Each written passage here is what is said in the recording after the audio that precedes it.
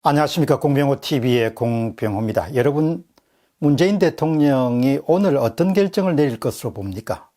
조국을 법무부 장관으로 임명하실 것으로 봅니까? 아니면은 낙마시킬 것으로 봅니까? 어제 저녁에 만난 지인과 함께 재미삼아서 내기를 했습니다. 저는 조국 후보를 임명할 것이다, 그렇게 손을 들었고, 친구는 아무리 해도 이런 상황에서 임명할 수 있겠느냐, 그래서 반대쪽에 손을 들었습니다. 다만 사람이 하는 일이기 때문에, 사람의 마음은 항상 변할 수 있기 때문에 제가 오늘 드린 방송 내용도 틀릴 수 있음을 여러분들이 염두에 두시고 들어보시면 좋겠습니다. 그러나 8일날 특별한 언급이 없었다는 이야기는 주변 사람들에게 장고하고 있는 대통령 인상을 심어주기에 충분했습니다. 청와대 한 관계자들은 다음과 같이 정언합니다. 문 대통령이 주말에 밤잠을 스쳐가며 고민하고 있는 것으로 안다. 청문회 전후에 불거진 공정성 논란과 검찰개혁 동력 상실 문제를 두고 고민을 하고 있다. 이런 장고에는 특히 6일 밤에 이루어진 조국 후보의 부인인 정경심 여사의 그런 표창장 의혹과 관련된 부분이 검찰의 기소 대상이 됨으로써 한 번 더 생각할 계기를 갖게 됐다, 이렇게 이야기를 합니다. 또 다른 관찰자 의견은 문 정부의 핵심 지지 기반인 호남 민심이 여의치 않다는 겁니다. 호남 민심은 조국 후보 반대쪽에 8월 30일 날 31% 정도에 머물렀습니다.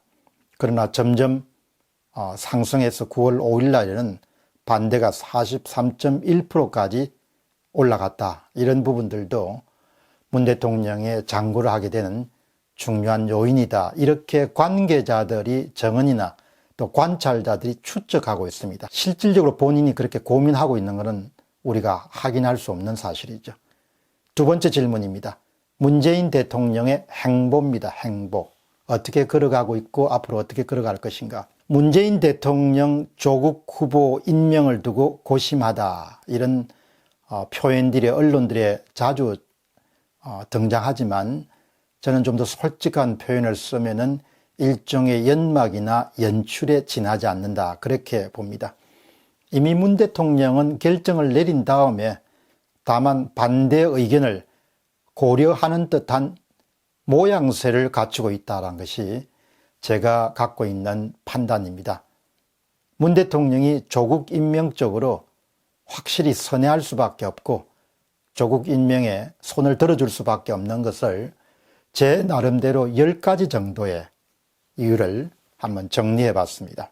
여러분 들어보시고 타당성이 있는지 또 타당성이 없는지 이런 부분에 대해서 개인의 의견이 있으시면 댓글에 남겨주시면 굉장히 좋은 그런 생각거리나 토론거리가 될 겁니다. 그 다음에 세 번째에 집권 후반기 검경 수사권 조정, 그리고 공직자 비리 수사처 설치, 공수처 설치를 중심으로 하는 사법개혁에 조국만한 인물이 없다, 다른 대안이 없다는 것이죠. 네 번째는 이번 조국 수사에서 본 것처럼 검찰개혁은 만만치 않은 과제이기 때문에 조국의 하차는 곧바로 검찰개혁의 포기와 동의어다, 이렇게 문 대통령이 믿고 있을 가능성이 굉장히 높다는 겁니다. 문 대통령과 여권은 검찰의 수사를 명명백백하게 이야기하지 않지만 검찰개혁에 대한 조직적인 저항이나 항거로 받아들일 가능성이 높습니다. 따라서 검찰의 압수수색을 통한 그런 수사의 진행 자체가 조국 후보를 밀어야겠다, 조국 후보를 반드시 임명해야겠다, 그런 부분에 충분한 동인이 됐다, 이렇게 봅니다. 다섯 번째는 문 대통령과 여권은 검찰의 수사나 정경심 교수 기소를 살아있는 권력에 대한 수사를 넘어서 정치하는 검찰로 해석할 가능성이 높습니다. 그러니까 수사를 야무지게 한다고 이렇게 해석을 하는데, 보통 사람들은 대통령이나 여권은 바로 검찰이 정치를 하고 있다, 그런 선입견을 가질 가능성이 높습니다. 따라서 누군가 검찰을 꺾어야 되고 그 적임자로서는 조국만한 인물이 없다. 이렇게 판단 내린 거예요. 여섯 번째는 조국 후보 임명을 바라는 핵심 지지층의 열화 같은 성원을 저버릴 수가 없다. 이 지지층들이 오랜만에 아주 굳게 결집이 됐기 때문에 그 양반들의 요구를 적극적으로 수용할 수밖에 없다. 항상 문 대통령의 행보를 보면 국민보다는 핵심 지지층이라는 부분에 항상 초점을 맞추는 그런 성향과 특성을 갖고 있었습니다.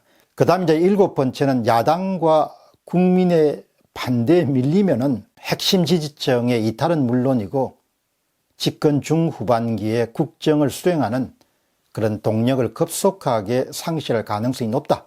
이렇게 보는 것이죠. 그 다음 이제 여덟 번째는 반대하는 사람들은 다른 방법을 동원해서 무마시키는, 그런데 크게 문제가 없을 것이다.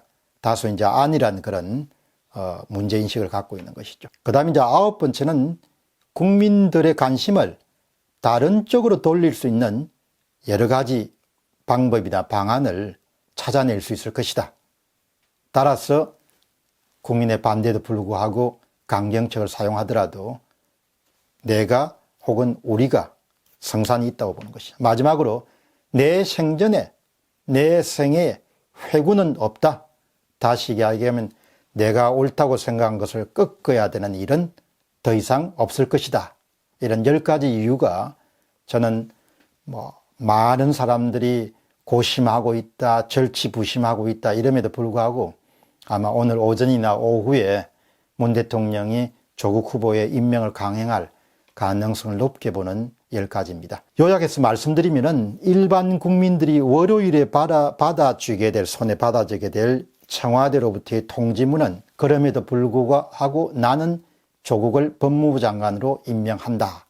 이런 내용이 될 가능성이 높고, 이제 그 다음에 남는 것은 일반 국민들이 문재인이란 인물과 이 정부에 대해서 어떤 반응과 태도를 보일 것인가는 이제 남은 숙제이고 미완의 그런 과제일 뿐입니다. 아무튼 제가 갖고 있는 이런 전망이 맞아떨어지지 않을 가능성도 있지만 현재 지금 시간이 새벽 시간입니다. 이 새벽 시간을 기점으로 해서 오늘 오전과 늦어도 오후에 발표될 조국 후보 법무부 장관 임명권에 대해서는 확실하게 문재인 대통령이 임명을 강행할 가능성을 높게 본다. 이렇게 제가 지금 전망을 하고 있습니다. 물론 틀릴 가능성도 있습니다. 미래이기 때문에. 공병호 TV의 공병호였습니다. 감사합니다.